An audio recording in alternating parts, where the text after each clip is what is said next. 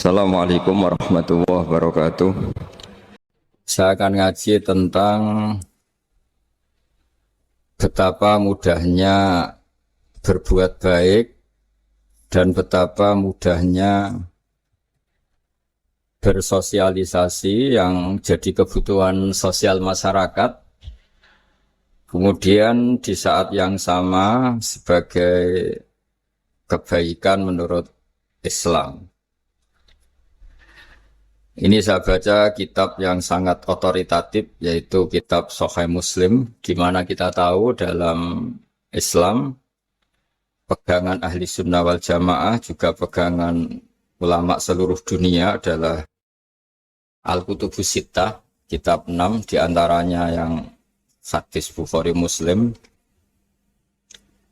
Di sini ketika Nabi ditanya tentang beberapa kebaikan, yaitu dari pertanyaan ayul a'mali afdol, amal apa yang terbaik, di antaranya Nabi menyebut sekian, iman billah, iman kepada Allah Ta'ala. Kemudian ini yang penting dilakukan semua pemimpin, oleh bupati, oleh wakil bupati, oleh seluruh pemimpin, baik struktural maupun kultural, maupun pemimpin kecil, yaitu di keluarga, yaitu Nabi ngendikan di antara misi Islam adalah memperdekakan budak. Kemudian ada yang lagi tanya lagi, fa'illam af'al. Lalu dari sekian kebaikan yang butuh biaya itu saya tidak mampu melakukan ya Rasulullah. Kalau nyumbang masjid saya tidak mampu. Kalau berbuat bikin fasilitas umum saya tidak mampu. Ada yang sekian pertanyaan dari sahabat, kalau misalnya kebaikan yang butuh biaya kami tidak mampu, termasuk di sini disebutkan kemampuan berhaji, kemampuan zakat, kemampuan sedekah, kalau semua itu kami tidak mampu ya Rasulullah. Kata Nabi, tu'inu sani'an aw tasna'u li akhraq. Ini di Sahih Muslim di bab iman dengan judul Babu Bayani Kaunil Iman Billah Afdalal A'mal. Kalau saya tidak mampu semua melakukan itu ya Rasulullah, yaitu melakukan kebaikan yang butuh biaya.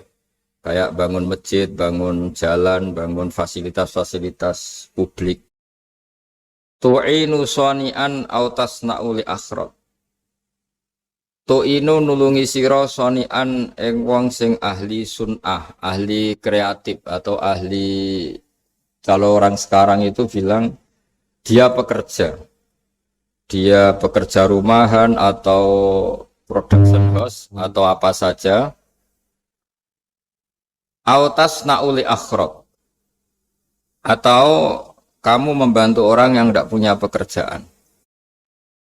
Terus sahabat masih tanya, aro'aita indo'iftu an ba'dil amal.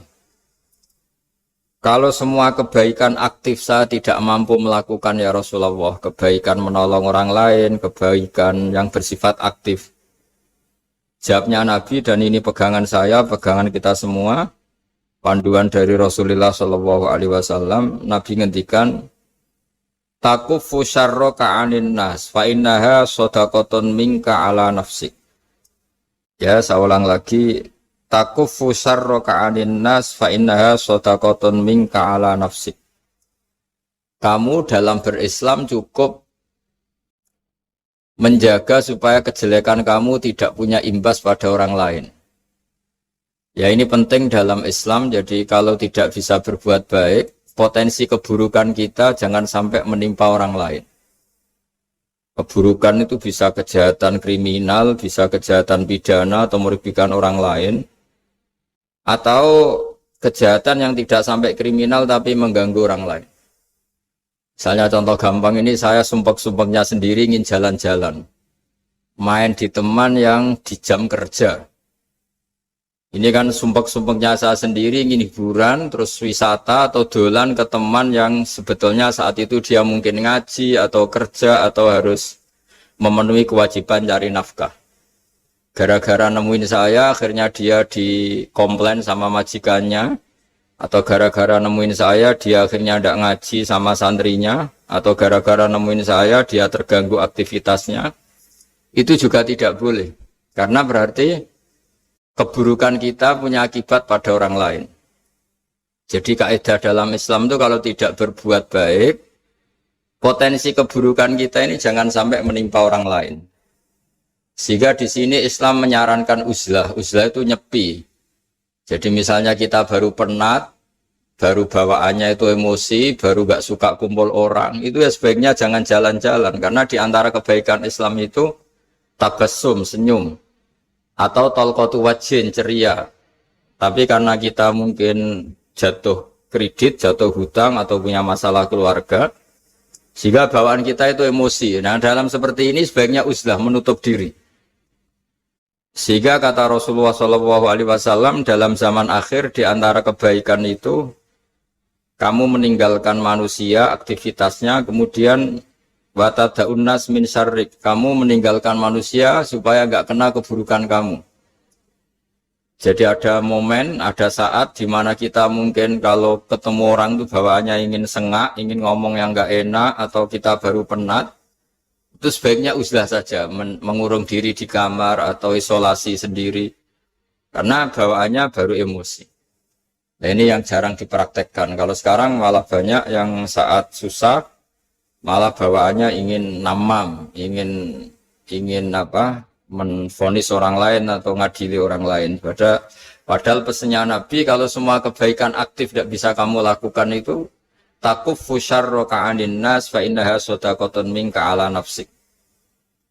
Sehingga keburukan kita, ya saya ulang lagi, keburukan kita yang ingin emosi, ingin apa, itu tidak punya akibat orang lain. Di sini kearifannya Rasulullah SAW, beliau masyhur ngendikan, layak dilqadi wa ghadban. Jangan sampai seorang hakim bikin keputusan ketika emosi, karena bawaannya orang emosi itu pasti nggak terkontrol intelektualnya, nggak terkontrol nuraninya, nggak terkontrol semua sifat baiknya. Itu kalau punya keputusan bahaya sekali. Sehingga Nabi dari awal ngendikan layak dilqadi wa ghadban. Orang yang sedang emosi tinggi jangan bikin keputusan penting. Kemudian oleh ulama diteruskan juga jangan bikin keputusan penting orang yang sangat lapar, atau yang sangat kenyang, atau yang sangat ngantuk, atau yang super sibuk. Jadi hal-hal yang potensi buruk dalam mengambil keputusan itu harus ditinggalkan. Sehingga misalnya bupati atau wakil bupati kalau sedang tidak nyaman dengan suasana apa, nggak boleh rapat kemudian memutuskan keputusan penting. Begitu juga kiai dan semuanya. Nah ini yang supaya otoritatif. Kenapa saya bawa kitab itu logikanya jelas ya. Kita sebagai dai, sebagai ustadz, atau sebagai mubaligh, atau sebagai siapa saja, yang ingin kita wariskan ke umat Rasulullah adalah dawuh-dawuhnya Nabi. Dan kalau kita ngaji tidak pakai kitab, itu sebenarnya umat kita jejali dengan pikiran kita, dengan ide kita. Jangan-jangan ide kita, pikiran kita ini tidak mewarisi pikiran Islam, tapi pikiran kita atau emosi kita. Tapi kalau kita baca kitab, artinya umat ini berhak mendapat apa yang diteladankan dan disabdakan oleh Rasulullah SAW. Tapi kalau kita, itu pasti inginnya itu kita.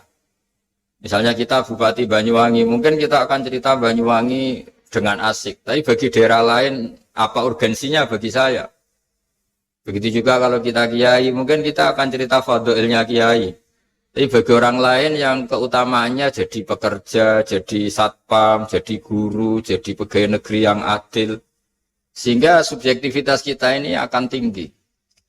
Tapi kalau kita sebagai kiai baca hadis, maka umat ini mendapatkan panduan dari Rasulullah SAW. Nah, dari sekian panduan itu, kata Nabi, jika Anda tidak bisa berbuat kebaikan aktif, maka kebaikan yang harus Anda lakukan adalah potensi kejelekan kamu jangan menimpa orang lain. Makanya saya berkali-kali bilang, saya ini termasuk kiai yang jarang main ke alumni. Karena tadi, kadang-kadang alumni itu sudah mau kerja di tempat kerjanya, atau mau janjian ngantar anaknya sekolah. Gara-gara ada saya, mungkin semua itu dibatalkan. Sehingga silaturahim itu juga harus dimanage supaya tidak mengganggu haknya orang yang kita silaturahimi. Jangan sampai silaturahim jam 9, saatnya orang kerja, kemudian dia dapat peringatan dari pabriknya gara-gara sering didolani kiainya. Itu kan jadi ribet. Atau kiai karena sering didolani terus tidak ngaji, menuduki tamu terus. Itu kan jadi ribet. Apapun itu sehingga orang itu harus berpikir perilakunya itu tidak punya akibat la doror wala diror. Jangan mengganggu dirinya, juga jangan mengganggu orang lain. Ini oleh Nabi disebut takufu syarroka adin nas fa innaha sodakotun minka ala nafsik. Sifat buruk kamu itu harus dijaga supaya tidak menimpa orang lain. Dan itu berarti menjadi sodakoh kamu atau amal kamu pada diri kamu sendiri. Jadi ini penting dimaklumatkan ke semua kita bahwa saat kita tidak bisa berbuat baik aktif, misalnya nggak bisa sedekah, nggak bisa menolong orang, setidaknya keburukan kita tidak menimpa orang lain. Nah, termasuk keburukan yang terselubung adalah kita punya pikiran yang menurut kita ini hebat, tapi bagi orang lain mungkin bahaya. Misalnya kita punya pikiran ingin jadi orang kaya raya yang dermawan. Itu artinya kan pikiran baik karena ingin jadi dermawan. Tapi artinya bayangkan orang lain itu miskin semua butuh derma kamu. Mana mau orang lain kamu bayangkan miskin butuh derma kamu. Orang lain juga bayangkan dirinya kaya gak butuh derma kamu. Itu namanya kebaikan yang subjektif. Kamu ingin jadi kiai yang ngajarin orang banyak. Oke, itu baik. Tapi kan berarti kamu bayangkan orang lain gak bisa ngaji, terus kamu saja yang bisa ngaji, sehingga kamu yang ngajarin. Ya sudahlah, kebaikan itu udah usah muluk-muluk seperti itu. Jadi apa yang ditakdirkan kita, jadi bupati ya jadi yang baik, menolong pekerja-pekerja yang baik. Saya kemarin diceritain banyak oleh Mas Anas, aktivitas Pemda Banyuwangi yang menolong banyak orang, juga masyarakat juga saling menolong, dan seterusnya, dan terusnya. Jadi ini jelas, maksud saya supaya bupati dan semuanya pemimpin melakukan kebaikan itu berdasar panduan dari Rasulullah SAW, di mana di antara aturan yang dianjurkan beliau adalah aktivitas kita sebagai manusia adalah tu'inu shoni'an aw tasna'uli akhraq. Ya, saya ulang lagi. Saya ulang teks hadisnya secara lengkap supaya dapat berkahnya Rasulullah SAW. Ada beberapa pertanyaan dari sahabat, ya Rasulullah, jika saya tidak bisa berbuat baik yang berbiaya atau tidak bisa berbuat baik yang aktif, apa yang saya harus lakukan? Nabi ngendikan tu'inu shoni'an aw tasna'uli akhraq. Kamu membantu orang yang bekerja atau kreatif, orang-orang yang kreatif atau bekerja apa saja kamu bantu, dan bantu orang yang tidak punya pekerjaan.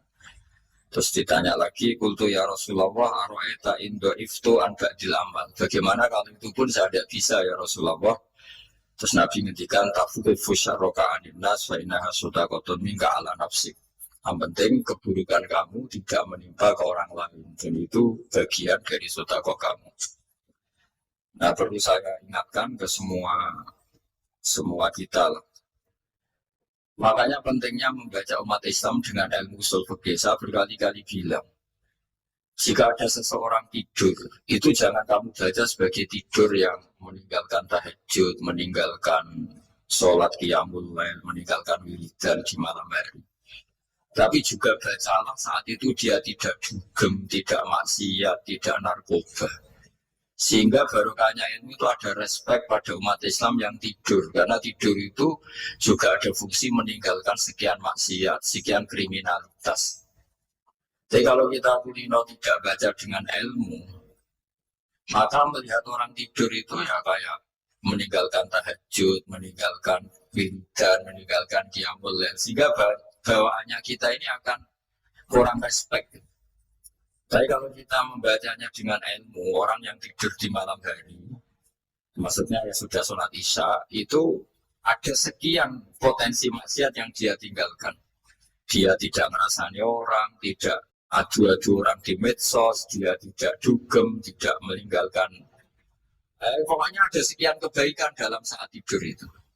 Ini barokahnya ilmu. Tanpa ilmu kita tidak bisa respect seperti ini. Karena bawaannya akan, oh ini malam-malam tidak tahajud, tidak wiridan, tidak apa. Tapi kalau kita dengan ilmu, itu akan membaca dengan tidur, artinya orang tidak maksiat, tidak dugem, tidak ngerasain orang, tidak ngata-ngatain orang. Nah, di sini sedaqallahul azim ketika ngendikan wa min ayatihi manamukum billaili wan nahar. Termasuk ayat Allah itu orang tidur.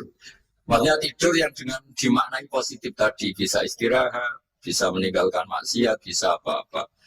Nah ini di sini hebatnya Rasulullah SAW ketika beliau memandu kebaikan, di antara kebaikan itu apa? Takufu syarroka anin nas fa innaha sadaqatun minka ala nafsik. Kamu potensi buruk kamu atau keburukan kamu jangan sampai menimpa pada manusia, pada orang lain, dan itu bagian dari sedekah kamu. Ya, saya mohon maaf sama Bu Bupati, sama semua Pemda, sama Wakil Bupati karena saya tidak bisa lama-lama. Saya punya wadifah. Tadi ini pun sudah murting ngaji saya karena saya harus ikut ngaji di sini. Dan mari sama-sama berdoa. Al-Fatihah. Jadi status kehambaan ini kita mantapkan dulu. Jangan ada status lain kita di depan Allah kecuali status kehambaan. Saya punya analogi dan itu saya ulang-ulang karena di antara ciri Quran itu mengulang-ulang sesuatu yang harus jadi pegangan. Saya ulang lagi, di antara ciri Quran itu mengulang-ulang sesuatu yang jadi pegangan. Jika kita belajar ilmu fisika atau ilmu apa saja, maka kita akan bicara materi sesuai statusnya. Jadi kita harus latihan untuk iman kepada Allah. Saya tanpa mengurangi rasa hormat, saya memberi contoh begini ya. Ini jam, materinya dari besi. Ini kertas, materinya ya kertas. Tentu secara fisik, orang akan bilang jam ini lebih kuat timbang kertas. Dan itu pasti dibenarkan dari segi materi. Tapi kalau Anda beragama dan Anda tahu bahwa pengendali alam raya ini Allah Ta'ala, maka kamu akan bilang, terserah Gus Baha. Bisa saja jam ini saya punya niat saya hancurkan, kertas yang lemah ini saya simpan. Sehingga jam tangan ini, 5 menit lagi saya hancurkan, sehingga benar-benar rusak. Sementara kertas ini saya simpan, sampai bertahun-tahun awet. Nah, kira-kira seperti itulah ilmu manusia. Sesuatu yang kita sangka kuat, ternyata Allah punya rencana menghancurkan itu. Dan yang kita sangka lemah, ternyata Allah punya rencana untuk mengabadikan itu. Nah, di sini pentingnya iman, lahu maqalidus samawati wal ardh. Hanya Allah yang mengendalikan semua. Jadi jangan mentang-mentang kita punya ilmu bahwa materi besi itu lebih kuat timbang kertas, terus kita pastikan bahwa besi lebih awet ketimbang kertas. Kita sisakan satu keyakinan, terserah Allah, terserah pengendalinya. Nah itu agama, bilang terserah pengendalinya itu agama. Ya mungkin tadi ada problem sinyal, saya ulang lagi. Ibarat saya ini megang jam tangan yang materinya dari besi. Ini kertas yang materinya lemah. Tentu kita akan bilang bahwa jam atau besi lebih kuat ketimbang apa? Kertas. Tapi Anda salah. Anda harusnya ngomong bahwa terserah pengendalinya. Bisa saja saya punya rencana menghancurkan besi ini sehingga 5 menit lagi hancur. Dan saya ingin mengabadikan kertas ini saya simpan di tempat yang aman. Nah kira-kira agama itu bukan anti ilmu sehingga agama boleh kamu mengatakan besi ini lebih kuat ketimbang kertas. Tapi harus kamu tambahi dari segi materi. Tapi kalau dari segi pengendalinya, maka kita jawab terserah Allah Subhanahu wa Ta'ala. Nah ini di sini pentingnya beragama. Jadi meskipun Mars itu kayak apa kuatnya, bumi, gunung kayak apa kuatnya. Ternyata gunung yang kita kira kuat, ternyata nyimpan magma yang potensi meledak. Yang gunung kecil yang kelihatan dari pasir kecil yang tidak berdaya ternyata nggak nyimpan magma, jadi nggak direncanakan untuk diledakkan. Itu, nah agama itu seperti itu yang disebut di surat Yasin misalnya Allah itu siapa? Diadihi malakutu kulli, yang dalam kendalinya itu semuanya di alam raya ini. Sehingga di kehidupan nyata juga sama. Ada orang yang nekuni ilmu ekonomi, tapi miskinnya Masya Allah. Ada yang gobloknya Masya Allah, tapi kaya. Ada kiai yang punya doa banyak, hidupnya biasa. Yang nggak punya doa, kaya. Itu saya pernah baca di sebuah hadis qudsi. Ada riwayat begini. Nabi Musa ketemu Allah, ditanya. Limadha, kata Allah. Kenapa saya memberi rezeki orang yang bodoh? Mak itu orang yang bodoh sekali. Kadang tak ciptakan dia jadi orang kaya. Dan yang pintar ekonomi kadang tak ciptakan jadi orang miskin. Si Nabi ini tanya, kenapa ya Allah? Supaya dia tahu yang mengendalikan rezeki itu saya, bukan ilmunya dia. Jadi banyak orang, misalnya kita yang pintar, dipekerjakan orang yang nggak pintar. Yang punya pabrik tidak pintar, mengerjakan orang yang pintar. Jadi ya kira-kira agama itu seperti itu. Sehingga dalam kita beragama itu yang paling ditekankan itu tawadhu. Tawadhu itu merasa sopan atau memang sopan betul. Kalau dalam Ihya disebut sekiranya Anda tidak bisa tawadhu secara rasa, tawadhulah secara ilmu. Saya ulang lagi ya, sekiranya Anda tidak bisa tawadhu secara rasa, tawadhulah secara apa? Ilmu. Karena ilmu itu akan abadi. Saya beri contoh begini. Saya ini kan misalnya kiai di kampung saya atau di kecamatan saya. Saya mungkin bisa merasa hebat karena saya tokoh di sini. Tapi pastikan sebelum ada saya yang bernama Baha ini, agama sudah jalan. Dan di daerah lain yang nggak kenal saya juga agama sudah jalan. Betapa tidak pentingnya saya di kawasan-kawasan yang nggak butuh saya atau di era yang sebelum ada saya. Nah dengan ilmu seperti itu orang pasti tawadhu karena dia tahu daerah yang nggak ada saya ternyata ya ada masjid, ada agama. Periode yang sebelum ada saya juga agama jalan. Sehingga kita tidak kumo luhur, wah kalau nggak ada saya agama nggak jalan. Zaman Wali Songo tidak ada saya agama ya jalan. Ekonomi juga gitu. Kalau Anda pakar ekonomi yang mensejahterakan rakyat, cara tawadhu itu kalau nggak bisa dengan rasa, dengan ilmu. Sebelum ada kamu banyak orang kaya, banyak orang yang nggak kenal kamu juga kaya. Banyak periode yang saat itu udah ada Anda juga kaya. Berarti Anda ini tidak siapa-siapa. Makanya saya pernah didatangin seorang profesor, ini kisah nyata. Gus, sebetulnya saya dengan bapak saya itu pinter mana? Bapak saya itu tidak tamat SD, tapi saya bisa profesor. Saya ini profesor, anak saya naik kelas saja sudah senangnya bukan main. Setidaknya ini orang bodoh bisa menciptakan orang pinter, yang orang pinter kesulitan menciptakan orang pinter lagi. Nah, kalau kita tidak bisa tawadhu secara rasa, tawadhulah secara ilmu. Ikhlas juga gitu, saya sering ngajarkan ikhlas di beberapa kesempatan ngaji. Kalau Anda tidak bisa ikhlas secara rasa, ikhlaslah secara ilmu, pasti bisa, bukan mungkin bisa, pasti bisa. Secara ilmu. Makanya di Quran disebut fa'lam annahu la ilaha illallah. Ilmu. Fa'lam itu dari kata ilmu. Saya beri contoh. Saya mulai kecil sampai sekarang. Sekarang saya sekitar umur 50 tahun. Mulai kecil sampai sekarang itu ya bilang kalau kertas ini putih. Itu ya ada yang gaji, ada yang bayar. Tapi saya selalu bilang kertas ini putih. Yang hitam ya saya katakan hitam, yang merah saya katakan merah. Kenapa? Karena itu fakta. Saya ulang lagi, karena itu fakta. Sehingga saya untuk mengatakan putih tidak perlu ada yang bayar. Sehingga kita latihan sholat, latihan ibadah, dan mengakui Allah itu sebagai Tuhan kita akan malu. Loh, faktanya Allah itu kan Tuhan. Mau mengatakan fakta kok minta upah ini gimana? Kita mengatakan Allah Tuhan itu sama dengan mengatakan kertas ini putih. Sama-sama itu fakta. Sama seperti saya mengatakan Pak Jokowi itu presiden kami. Itu kan fakta.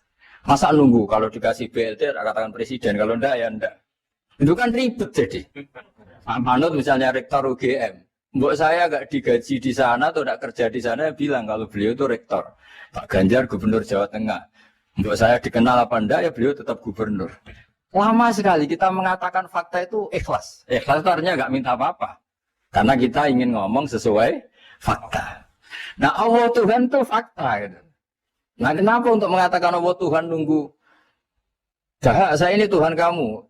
Ya nunggu dulu Gusti, kalau engkau masukkan kami ke surga, engkau Tuhan, kalau enggak ya enggak jadi. Tidak bisa seperti itu, yang tetap Tuhan. Nah, kalau Anda tidak bisa ikhlas secara rasa, ikhlaslah secara ilmu. Ilmu ya tadi kita akan selalu bilang yang putih, putih, yang hitam, hitam. Makanya ini pentingnya ilmu. Tawaduk juga gitu. Kalau Anda ditakdir orang yang GR, yang gede rumongso, ditakdir orang yang kumo luhur, secara rasa bisa dilawan secara ilmu. Ada periode di mana sebelum ada kita yang kaya ya banyak, yang dapat hidayat ya banyak, yang terpelajar ya banyak. Ada daerah yang nggak kenal kita, nyatanya pendidikan di situ jalan, sistem sosial baik. Betapa tidak pentingnya kita. Nah ini nanti memaksa kita atau melatih kita untuk tawaduk. Nah dari hikmah ilmu itu kemudian kita minta maaf sama orang lain itu mudah. Karena kita sadar bahwa adanya kita ini problem. Saya sering digojlok orang-orang kaya. Orang-orang kaya itu ya kadang agak kurang ajar tapi nggak bisa dibantah. Begini, pernah tanya saya gini, Gus, saya ini punya mobil mahal, harganya 2 miliar. Kayaknya yang berak pakai jalan raya saya kan. Bisa, bayarnya pajak saya mahal. Sehingga kayaknya paling pantas saya.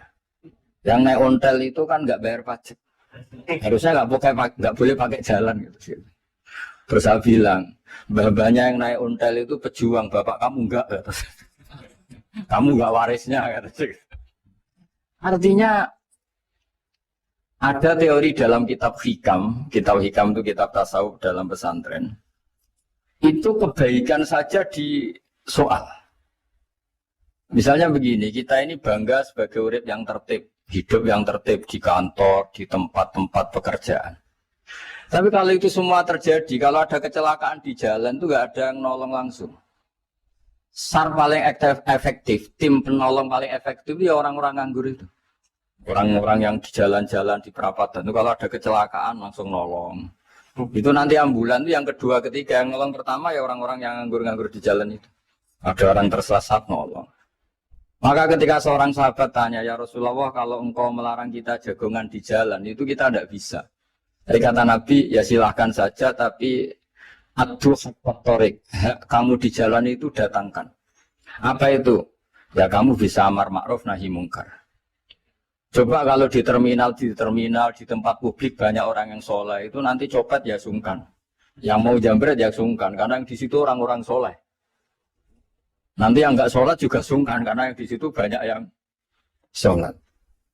Jadi kenyamanan orang pergi jauh di tempat-tempat sepi itu ya barokahnya orang-orang nganggur terus ngaji. Wah, nengkono masih rame ya, ada orang yang di perapatan di pertigaan. Bayangkan kalau ini orang-orang soleh pasti itu nyaman karena wilayah publik dihuni orang-orang yang soleh. Tapi orang pasti bilang itu nggak tertib. Kita inginnya hidup ya tertib di kantor atau yang suka di masjid di masjid. Tapi kalau itu terjadi, itu nggak ada tim SAR gratis yang setiap saat kalau ada orang kecelakaan nolong. Makanya dalam makalah hikam itu paling masyhur diantaranya itu, manusia itu siapa? Manusia itu mangkanat mahasinuhu masawiyah, fakih falatakun masawihi masawiyah. Manusia itu orang yang saat baik saja ada salahnya, apalagi masalah. Jadi kalau kamu punya toko, lagi laris, dan saat laris itu Anda ngerumat keluarga Anda melakukan kebaikan pada keluarga Anda. Pasti ada toko lain yang termahjubkan, yang tersingkirkan. Makanya saya pernah diskusi sama kiai besar, guyonan sama saya. Kita kalau kiai besar sebaiknya kalau diundang di musala kecil datang apa enggak.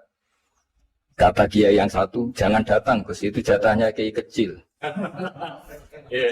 Terus kata yang satu, datang Gus sebagai bukti tawaduk bahwa kita kiai besar pun mau diundang yang kecil. Akhirnya kita ini ya kadang datang kadang enggak, karena kadang kita enggak datang supaya jatah rezeki kiai kecil enggak terambil. Kadang yang mau datang supaya dikira tawadhu. Makanya kalau seorang profesor sering turba di bawah itu ya kasihan yang S1, SPDI itu kan nanti nggak jadi bintang kalau profesornya sering turun. Kalah terus itu. Jadi kadang-kadang itu orang itu harus berpikir secara ilmu, jangan rasa terus. Jadi itu ilmu.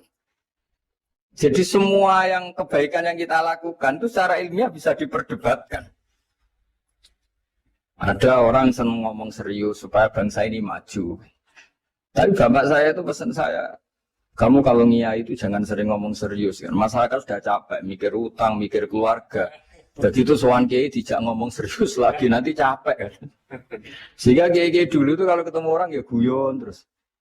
Karena tahu masyarakat sudah capek. Sudah banyak yang takut tanggal kredit itu. Sudah takut tanggal kredit, takut problem sowan kiai diancam neraka lagi. Itu kan ketakutan berkali-kali. Jadi makanya ini kan kebaikan itu dievaluasi. Karena kita tidak nabi, tidak wali. Jadi kalau kata hikam itu, apa yang Anda kira baik, itu ada masalah. Apalagi sedang masalah. Saya sering cerita, ada orang suami istri harmonis sekali. Itu tanyakan ibunya, pasti mulai gak peduli dengan ibunya, karena terlalu harmonis dengan istri. Tapi itu pasti bukan mungkin lagi. Jadi jangan tanya istrinya, tanya ibunya. Oh, jok nikah lupa saya, kalau ngidul sama istrinya. Tanyakan temannya, wah itu jok nikah lupa temannya. Tapi yang baik sama teman, tanyakan istrinya, jatah belanja untuk ngopi. Begitu terus itu. Jadi siklus sosial itu. Nah, di sini pentingnya saling minta maaf karena dalam kebaikan kita pasti ada kesalahan. Ketika karir kita baik di pemerintahan maupun di kampus, pasti dengan sendirinya ada yang agak tersingkirkan. Meskipun itu sudah hukum alam, tapi apapun itu kita harus minta maaf. Makanya banyak saya sering cerita berkali-kali. Dulu itu ada dua nabi yang seangkatan. Itu luar biasa debat ilmiahnya. Tapi debat baik. Mulai dulu ya ada polemik itu ya mulai dulu ya ada. Yang Nabi Yahya itu suka berkawan orang-orang soleh. Kalau ditanya kenapa kamu berkawan orang-orang soleh? Ya enak lah. Karena berkawan orang soleh. Yang Nabi Isa sering berkawan orang-orang yang nggak jelas. Ditanya kenapa Anda suka berkawan orang-orang yang nggak jelas? Innama ana tabibun udawil mardo. Nabi dan kiai itu ibarat dokter ya, tentu menyembuhkan yang sakit. Kalau Anda seorang dokter pasti neliti daerah-daerah pandemi, masa neliti daerah sehat. Nah, jadi dulu bapak wasiat ke saya gitu, kowe nak jadi kiai kok bengkel. Jadi kiai itu kayak bengkel. Kalau nggak siap dadani orang nggak jelas ya jangan jadi kiai kan. Itu ya, tapi kan masalahnya kita sendiri solehnya pas-pasan, takut terkontaminasi. Jadi yang jelek bukan jadi baik, kita yang baik jadi jelek. Nah itu kan mulai dulu ya polemik sejauh mana kita punya kekuatan untuk tidak terpengaruh yang negatif. Yang negatif terpengaruh kita menjadi positif. Jadi ini cerita-cerita sawalan bahwa dalam kebaikan kita itu ada kesalahan. Maka kita tetap istighfar, tetap saling minta maaf. Dulu bapak saya kalau diceritain ada seorang kiai sampai sepuh jadi imam masjid, istiqomah sekali. Dulu bapak saya itu guyu. Ya istiqomah, tapi wong liya terus ra iso dadi kader. Jadi calon-calon kiai ini sudah putus asa karena nggak pernah punya kesempatan jadi imam. Jadi di balik istiqomah itu ya ada memahjubkan orang lain. Makanya alhamdulillah di Indonesia itu ada pegawai pensiun. Kalau enggak habis itu. Karena yang anyar-anyar itu mesti ini kurang pengalaman, ini kurang senior. Tapi baru kan ada pensiun kan gantian. Masalahnya di dunia kiai itu udah ada pensiun. Tambah sepuh tambah mantap, tambah sepuh tambah mantap. Nah itu sebaiknya ya mulai mundur-mundur sedikit dari imam masjid itu. Ya nyari-nyari yang lain lah supaya ada kaderisasi, ada. Jadi intinya itu di balik kebaikan yang kita lakukan pun itu ada masalah sehingga kita butuh istighfar. Di sini pentingnya dawuhnya para wali-wali, dulu ada istilah wastighfaruna yahtaju ilal istighfar. Ketika kita minta maaf, sebetulnya minta maaf sendiri itu butuh minta maaf lagi. Minta maaf lagi itu butuh minta maaf lagi. Misalnya saya dengan Mas Hilmi ini akrab, pernah pakai uangnya misalnya. Itu kadang kita bayar itu malah tersinggung, kok kayak orang lain saja bayar. Minta maaf juga gitu, kalau kamu punya teman akrab, terus minta maaf resmi itu tersinggung. Kayak wong liya ae duduk sepuro. Jadi kadang di sepuro itu malah masalah. Itu kan sama, kamu punya teman akrab, terus kalau mau main, Assalamualaikum, sakit masuk nopo boten, angsal boten. Dulu enggak main, itu mesti teman kamu tersinggung. Kok kayak orang lain saja. Artinya ketika Anda merasa benar karena protokoler ketika masuk ke teman, ternyata itu salah. Teman kamu maunya enggak protokoler karena sudah akrab. Tapi ketika kita merasa akrab, ternyata sono dianggap problem, kita tidak pernah tahu. Nah di sini kata ulama-ulama, minta ampun itu kebutuhan manusia, karena dalam kebaikan kita pasti ada kesalahan. Makanya disebut istighfaruna yahtaju ilal istighfar. Kita selalu diajari Rabbana dzalamna anfusana, ya Allah, kita ini selalu mendolimi diri kita sendiri. Jadi saat kita baik pun ada unsur kesalahan. Yaitu tadi, kalau Anda jadi orang, pasti ada yang termahjubkan. Kalau Anda kiai besar atau profesor atau pejabat, turun ke bawah. Ya kalau gubernur turun terus ya bupati gak jadi bintang. Kalau saya kiai besar, misalnya turun terus ya kiai kampung itu ya kasihan. Saya pernah diundang Manakipan gak datang itu kiai kecil bilang, matur nuwun Gus gak teko, aduh iwake. Aduh iwake gak untuk saya katanya. Barokahnya saya ada itu lucu ya, matur nuwun betul. Matur nuwun Gus jenengan gak dugi jadi. Akhirnya jatah besarnya untuk saya. Nah, tapi yang punya rumah komplain. Gus udah ora tau teko PPK wong cilik. Nah, ini saya harus mendahulukan versi Soibul Bait yang punya rumah apa versi kiai yang termakjubkan. Artinya pilihan apapun saya harus istighfar karena ada saja unsur salahnya. Ya makanya ini kan, makanya ya saya minta UGM juga saya sering undang saya terus, nanti dikira karena kampus besar Gus Bak mau juga keliru lagi. Kalau 1-2 kali mungkin boleh, kalau keseringan ya nggak boleh, nanti itu dikira saya maunya hanya sama kampus besar, padahal saya sama RT ya sering datang juga. Nah ini yang terakhir saya bacakan teks otoritatif sebagaimana janji saya. Kata Rasulullah SAW di sebuah hadis, ini terakhir nanti supaya nggak lama-lama saya juga punya wadifah. Ada orang itu punya hutang itu ya hutang, memang hutang. Singkat cerita orang itu tidak bisa bayar sampai akhirat.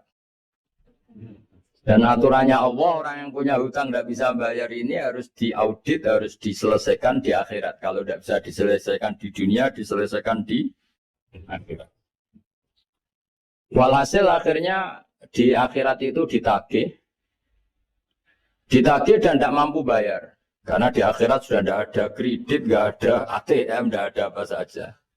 Terus kata Allah, solusinya kebaikan kamu dikasihkan yang ngutangi. Ternyata kebaikan dia tidak cukup juga. Bayarnya apa? Kejelekan yang ngutangin dikasihkan yang utang. Kayak apa celakanya? Kebetulan yang ngutangi salahnya banyak, ini kan repot. Tapi Allah itu tidak suka kalau ada orang mukmin yang satu saudara kemudian masuk neraka karena saudaranya ini. Kata Allah, jika ini masuk neraka berarti disebabkan komplain atau ketidakikhlasan temannya yang mukmin. Masa orang mukmin menyebabkan mukmin yang lain masuk neraka? Allah tidak ingin. Makanya di antara nikmatnya beragama itu ukhuwah, persaudaraan. Baik persaudaraan atas nama iman atau atas nama kebangsaan atau atas nama kemanusiaan. Akhirnya si yang ngutangi ini tadi, jangan dibahasakan kreditur, nanti kita kayak bangunnya yang ngutangin nanti. Ya bahasa gampangnya yang ngutangin, karena tidak semua orang ngutangnya sama bank.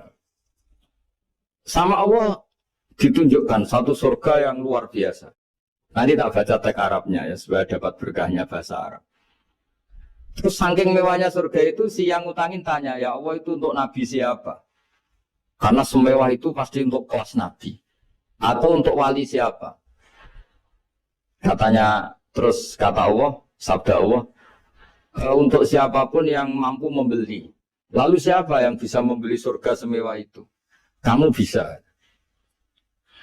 Terus, dengan apa ya Allah? Kamu mengampuni teman kamu itu. Kamu bebaskan dari utangnya. Nanti tak kasih surga itu. Terus, akhirnya sama Allah, kata orang itu, ya Allah saya bebaskan. Ya sudah kamu berdua masuk surga. Karena Allah tidak ingin ada kasus aneh. Dua orang mukmin ini kan bersaudara. Masa bersaudara kemudian yang satu menjadi penyebab masuknya neraka. Karena ini tidak mau memaafkan. Artinya kalau kita sawalan itu harus benar-benar mau memaafkan. Karena kalau tidak Anda menjadi penyebab teman kamu masuk neraka. Jadi kita janganlah jadi orang mukmin yang menjadi problem bagi saudara kita.